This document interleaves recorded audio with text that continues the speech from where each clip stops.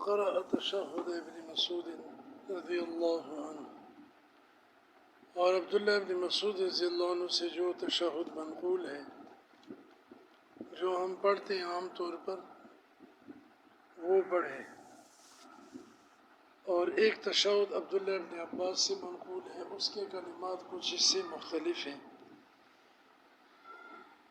التحیات المبارکات الصلوات الطیبات للہ، السلام علیکم ایھا النبی ورحمۃ اللہ وبرکاتہ، وہ اس طرح۔ حضرت عبداللہ ابن مسعود رضی اللہ عنہ کو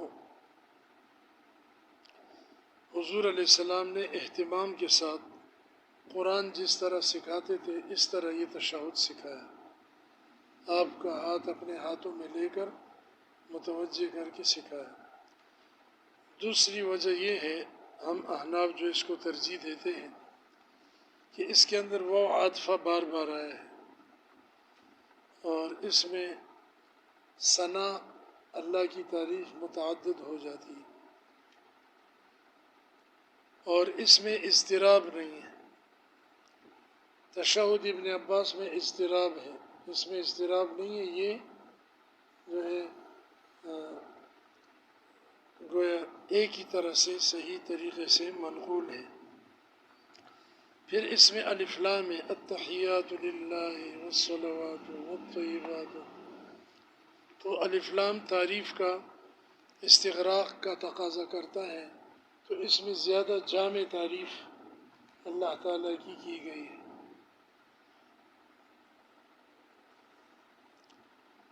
پانچویں وجہ یہ ہے اس کی ترجیح کی کہ اہل علم کا عمل اس پر رہا ہے اور اسی کو وہ منتقل کرتے رہے ہیں، اور ابن عباس رضی اللہ عنہ کا تشہد منقول جو ان سے ہے وہ اتنا زیادہ گویا عمل اس پر نہیں رہا ہے امت کے اندر۔ اور چھٹی وجہ یہ ہے کہ حضور علیہ السلام نے حضرت ابن عباس رضی اللہ عنہ کو حکم دیا کہ اس کو پڑھیں اور لوگوں کو سکھائیں، اور امر وجوب کے لیے ہے، سمجھے؟ تو استحباب تو ادنیٰ درجے میں امر سے ثابت ہو جاتا ہے۔ امر 14 معنی کے لیے آتا ہے اصول الشاشی میں، آپ نے پڑھا ہوگا۔ اور ساتویں وجہ ترجیح یہ ہے کہ آپ علیہ السلام نے جن روایات کے اندر یہ تشہد ابن مسعود آیا ہے اور تعلیم فرمائی ہے یہ تشہد، اس میں گویا ضعف نہیں ہے، کوئی ضعیف روایت نہیں ہے۔ اور 10ویں بات یہ کہ عبداللہ ابن مسعود رضی اللہ عنہ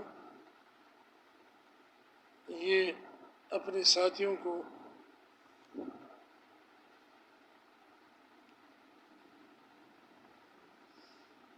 سختی کے ساتھ اسی طرح پڑھنے کی تاکید فرماتے تھے، یعنی اپنے شاگردوں کو، کہ التحیات للہ والصلوات والطیبات، والصلوات اگر کوئی پڑھ گیا تو اس کو ٹوکتے تھے کہ والصلوات، الف لام داخل کرو جو استغراق کے لیے آتا ہے۔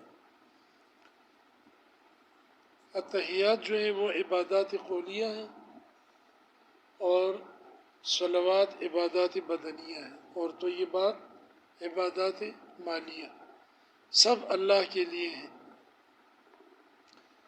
چنانچہ جبریل علیہ السلام نے حضور علیہ السلام کو حکم دیا معراج کی رات کہ اپنے رب سے ان کلمات کے ساتھ تحیہ اور سلام کریں، تو اللہ تعالیٰ نے اس کے جواب میں آپ کو 3 باتوں سے نوازا، اکرام کیا۔ السلام علیکہ ایھا النبی فرمایا، دوسرا ورحمۃ اللہ، تیسرا وبرکاتہ۔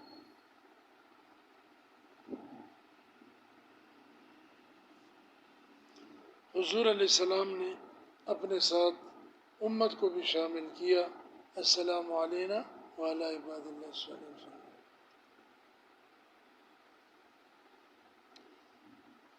ہمارے اساتذہ کہتے تھے، استادوں سے سنا ہم نے، فرماتے تھے کہ دیکھو بھائی، تم نیک بن جاؤ تو ساری دنیا کے نمازی تمہارے لیے دعا کریں گے۔ ہر نمازی پڑھتا ہے ہم پر بھی سلام اور اللہ کے نیک بندوں پر۔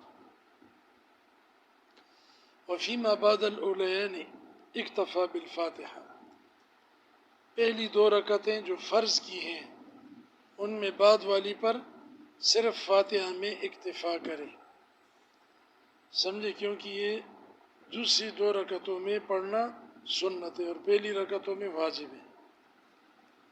فرض نمازوں کی پہلی 2 رکعتوں میں اور واجب اور سنت اور نفل کی تمام رکعتوں میں فاتحہ کا پڑھنا واجب ہے، لیکن فرضوں کی بعد والی 2 رکعتیں ہوں یا ایک ہو جیسے مغرب میں، اس میں سنت ہے، اگر چھوڑ دے تو نماز ہو جائے گی، لیکن سنت کو چھوڑنا یہ اپنے اجر اور نماز کو کم کرنا۔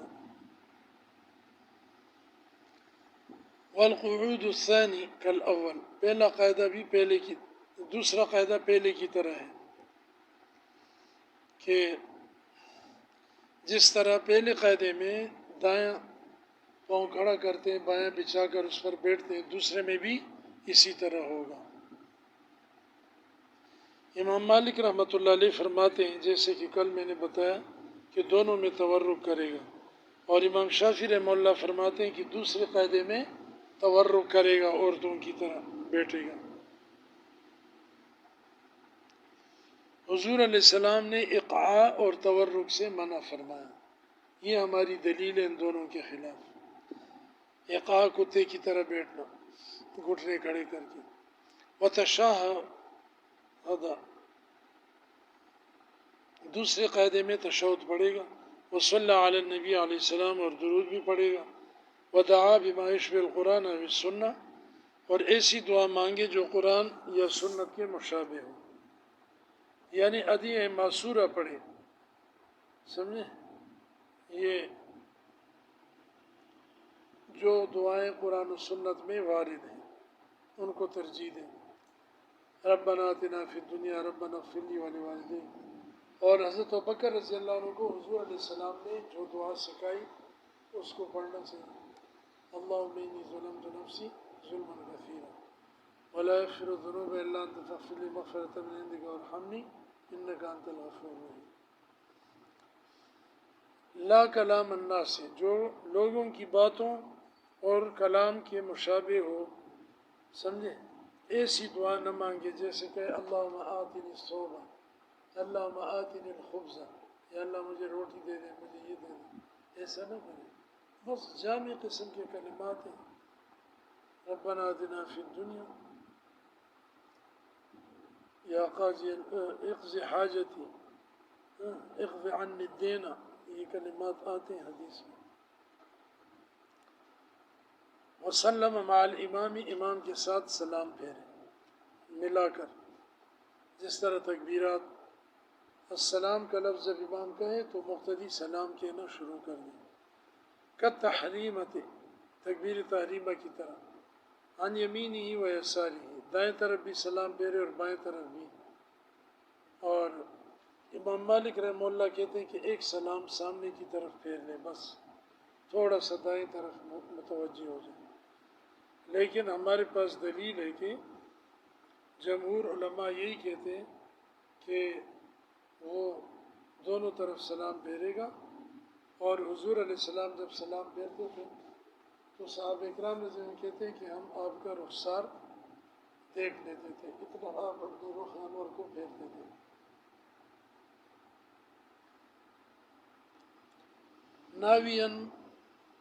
ناوین القوم والحفظۃ، اس حال میں کی نیت کرنے والا ہو قوم کی اور حفظہ کی، نگران فرشتوں کی، یعنی کرامن کاتبین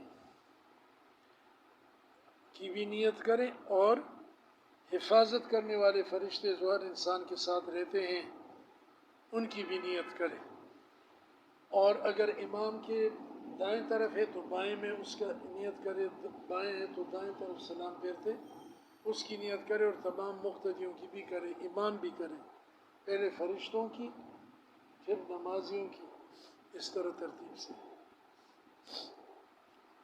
والامام فی الجانب الایمن والامامہ، اور امام کی نیت کرے یعنی مقتدی فی الجانب الایمن او الایسر، جس طرف امام ہو، دائیں یا بائیں، اور فیہما، یا دونوں میں کرے، سمجھیں؟ یعنی اگر بالکل امام کی سیدھ میں ہے تو دونوں طرف یہ ایک مقتدی امام کی نیت کرے، اور امام اس کے پیچھے جو سیدھ میں مقتدی اس کی بھی دونوں طرف میں نیت کرے۔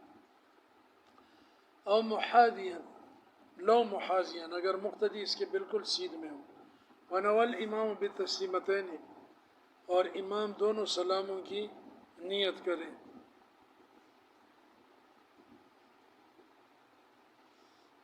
انہی چیزوں کی۔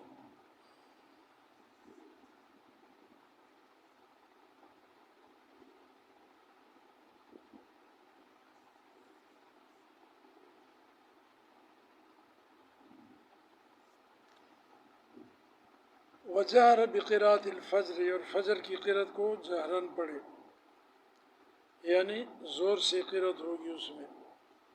اور اسی طرح مغرب میں بھی، فجر میں لمبی قرأت ہوتی ہے اس لیے کہ نیند کا وقت ہوتا ہے تاکہ نمازی پہنچ سکے، اور مغرب میں بھی جہر ہے اور مختصر نماز ہے کیونکہ اس وقت لوگوں نے کچھ کھانا پینا بھی ہوتا ہے۔ وَأُولَيَ الْعِشَاءَيْنِ، اور جو پہلے دو عشاء کی نمازیں ہیں یعنی مغرب اور عشاء، تقریباً دونوں کو عشاء کہا۔ اولیائی، اولا کا تسنیہ ہے، دو پہلی رکعتیں، سمجھے؟ دو عشاء کی دو رکعتیں جو پہلی ہیں، یعنی مغرب کی پہلی دو رکعتیں اور عشاء کی۔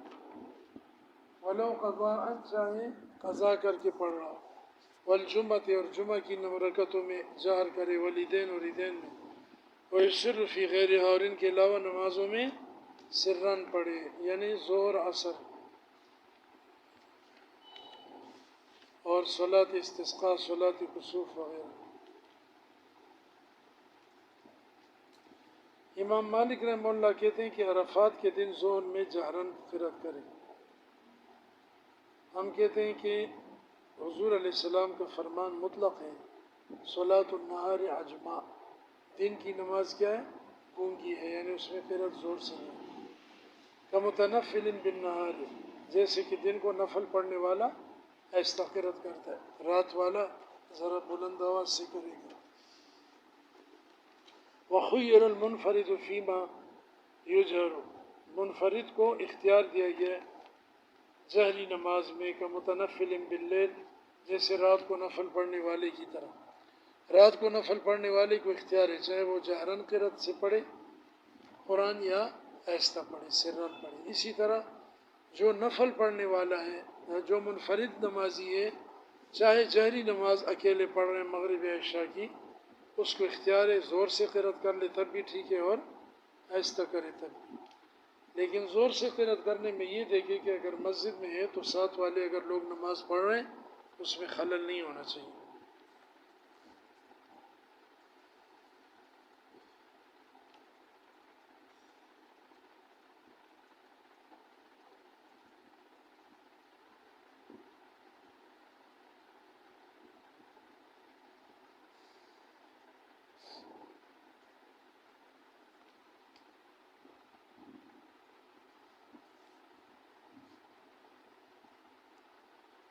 ولو ترك السورة في أولي العشاء قرأ في الأخرين مع الفاتحة جهرا، اگر عشاء یا مغرب میں مطلب پہلی رکعت میں قرأت سورت کا ملانا بھول گیا، صرف فاتحہ پڑھی اور رکوع میں چلا گیا، سمجھے؟ بھول کر رہ گیا، کیونکہ جان بوجھ کر اگر کوئی بھی غلطی کرے گا جس سے سجدہ سہو واجب ہوتا ہے تو سجدہ سہو سے بھی نماز درست نہیں ہوگی، لوٹانی پڑے گی۔ تو بھول کر اگر سورت نہیں پڑھی تو آخری رکعتوں میں فاتحہ کے ساتھ جہراً پڑھ لے، سجدہ سہو پھر بھی کرے گا کیونکہ واجب کے اندر تاخیر ہو گئی، لیکن کسی حد تک جبیرہ ہو جائے گا، اس نقصان کی تلافی ہو جائے گی جو سورت چھوٹنے سے ہوا۔ ولو ترک الفاتحۃ لا، لیکن اگر فاتحہ چھوڑ دے تو پھر پہلی بعد والی رکعت میں اس کو نہ پڑھے۔ کیوں؟ اس لیے کہ بعد والی رکعت میں تو ایک فاتحہ ویسے بھی اس نے پڑھنا ہے، اب وہ بھی پڑھے تو ڈبل ہو جائے گا۔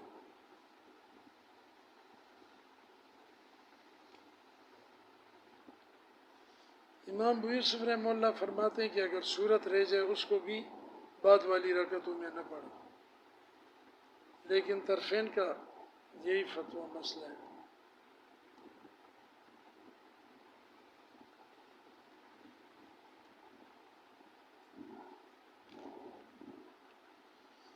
پھر جو اس سے صورت رہ گئی تو بعد والی رکعت میں تو فاتحہ آہستہ پڑھنی، تو صورت زور سے پڑھیں یا آہستہ۔ یہاں تو انہوں نے کہا مال فاتحہ جہرن، فاتحہ کے ساتھ صورت کو بلند آواز سے پڑھیں، سمجھے؟ لیکن یہ کہ ایک قول یہ بھی ہے کہ آہستہ پڑھیں۔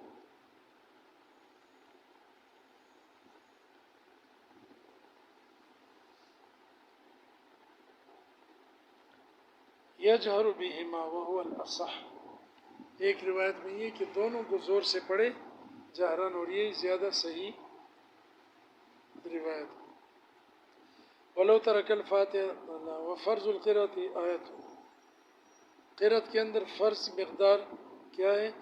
ایک آیت کا پڑھنا ہے۔ یہ امام ابو حنیفہ رحمہ اللہ کا قول ہے کہ اگر ایک آیت پڑھ لے تب بھی قرأت قرآن فقر ما تیسر من القرآن پر عمل ہو جائے گا۔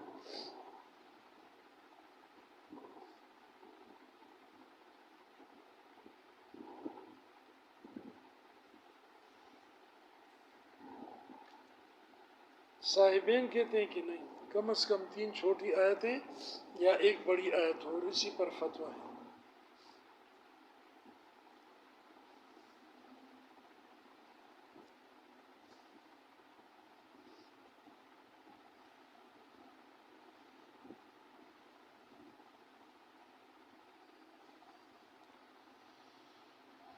وسنت فی السفر الفاتحہ، اور سنت جو ہے قرأت کی سفر میں فاتحہ پڑھنا ہے۔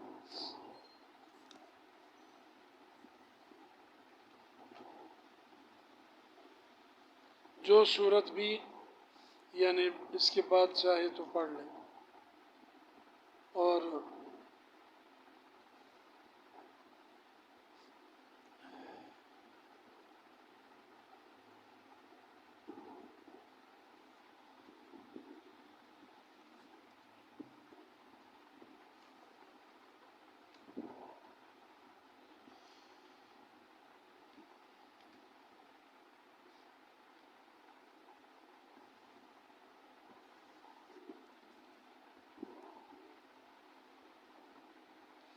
کہتے ہیں کہ اگر یوں کہتے ہیں نا مصنف کہ سنت و قراءۃ سورۃ بعد الفاتحہ، تو یہ زیادہ بہتر دی عبارت، سمجھے؟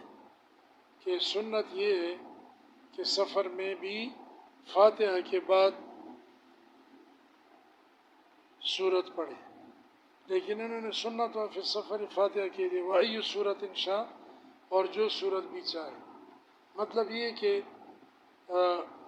ویسے تو قیام کے دوران کیا ہے، ظہر میں اور فجر میں لمبی صورتیں پڑھی جاتی ہیں نا، لیکن سفر کے دوران مختصر قرأت کر سکتے ہیں۔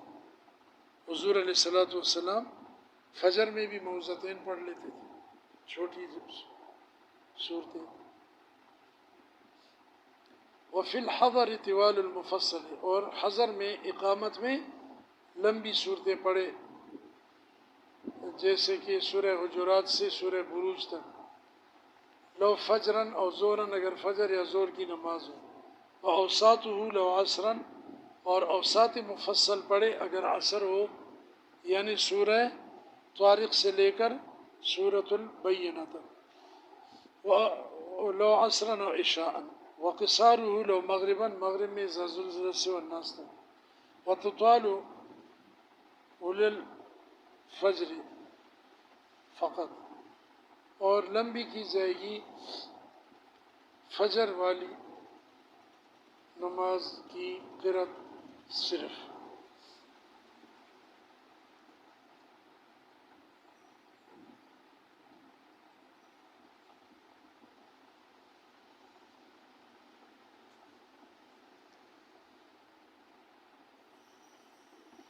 مطلب یہ کہ فجر میں 2 رکعتیں ہیں، کہ مسنون یہ ہے کہ فجر کی پہلی رکعت کو لمبا کرے تاکہ لوگ پہنچ جائیں.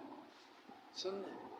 انہوں نے فقط یہ لکھ دیا، لیکن امام محمد رحمہ اللہ کا قول ہے کہ ہر نماز میں پہلی رکعت کو لمبا کریں، دوسری کو اس کے برابر یا اس سے کم کریں. ٹھیک ہے. فجر میں زیادہ اہتمام کا اس لیے ذکر کیا کہ فجر میں نیند اور غفلت کا وقت ہے، تاکہ پہلی رکعت لمبی ہوگی تو زیادہ لوگ فجر میں شریک ہو سکیں گے. ورنہ ہر نماز میں قرأت کے اندر یہ بات ملحوظ رہنی چاہیے کہ یا تو دونوں رکعتیں برابر ہوں یا پہلی رکعت لمبی اور دوسری چھوٹی ہو. اس کے الٹ نہ کرے کہ پہلی رکعت چھوٹی اور دوسری لمبی ہو، ایک آدھ آیت کا فرق پڑ جائے خیر ہے. وَلَمْ يُتَعَيَّنْ شَيْءٌ مِّنَ الْقُرْآنِ، اور معین نہیں کیا جائے گا قرآن میں سے کسی حصے کو لِصَلَاةٍ کسی نماز کے لیے، کہ مثلا یہ فلانی صورت فلاں نماز میں پڑھیں گے اور فلانی صورت فلاں نماز میں پڑھیں گے. اس طرح نہیں کرے، بلکہ بدل بدل کے پڑھے، تاکہ قرآن کے ایک حصے کو دوسرے پر ترجیح دینا یا ایک حصے کو چھوڑنا لازم نہ آئے، بلکہ سارے قرآن کی تلاوت ہوتی رہے. وقفے وقفے سے متفرق جگہوں سے پڑھنا چاہیے. وَلَا يَقْرَأُ الْمُؤْتَمُّ بَلْ يَسْتَمِعُ، مقتدی پڑھے گا نہیں کچھ بھی، نہ فاتحہ نہ سورت، نہ سری میں نہ جاری میں، بلکہ صرف غور سے پڑھے گا. وَيُنصِتُ، اور چپ رہے گا، غور سے سنے گا، چپ رہے گا. کیونکہ قرآن کی آیت ہے اِذَا قُرِئَ الْقُرْآنُ فَاسْتَمِعُوا لَهُ وَأَنصِتُوا، جب قرآن پڑھا جائے چپ رہو. عبداللہ ابن مسعود فرماتے ہیں یہ نماز کے بارے میں. وَإِنْ قَرَأَ آيَةَ التَّرْغِيبِ أَوِ التَّرْهِيبِ أَوْ خَطَبَ أَوْ صَلَّى عَلَى النَّبِيِّ وَالنَّائِي كَالْقَرِيبِ، وہ خاموش رہے گا چاہے ترغیب کی آیت پڑھے، جنت کی آیتیں آ گئیں، یا ڈرانے کی جہنم اور عذاب کی آیتیں امام نے پڑھی، تو وہ کوئی سبحان اللہ الحمدللہ نہ کہے، یا کوئی اللہم اعذنا من النار وغیرہ نہ کہے. سمجھے؟ یا خطیب خطبہ دے رہا ہو یا حضور علیہ السلام پر درود پڑھے تو مقتدی کچھ بھی نہ کہے، خاموش رہے خطبے کے دوران بھی اور امام کے پیچھے نماز میں بھی. اور چاہے خطیب درود پڑھے، مقتدی پر درود نہیں ہے، یعنی اگر درود کی آیت پڑھے. سمجھے؟ ان اللہ ملائکتہ یصلون علی النبی یا ایھا الذین آمنوا صلوا علیہ، یہ آیت خطبہ پڑھتے تو اس آیت کو سن کر بھی خطبے کے دوران درود نہ پڑھیں، خاموش رہیں. اسی طرح اذان و اقامت میں جو اشہد ان محمد رسول اللہ کہتے ہیں، اس کے جواب میں بھی درود نہ پڑھیں. والنائی کالقریب، اور دور والا قریب کی طرح ہے، یعنی اگر کوئی خطبہ یا امام کی قرأت نہیں سن رہا تب بھی اس پر خاموش رہنا لازم ہے. یہ نہیں ہے کہ قریب والوں تک تو امام کی آواز جا رہی ہے تو وہ تو قرأت نہیں کر رہے، اور دور والے پیچھے ان کو امام کی آواز نہیں جا رہی تو وہ پیچھے قرأت پڑھ سکتے ہیں. ایسا نہیں ہے، سری نماز ہو یا جاری ہو، قرأت سنے یا نہ سنے.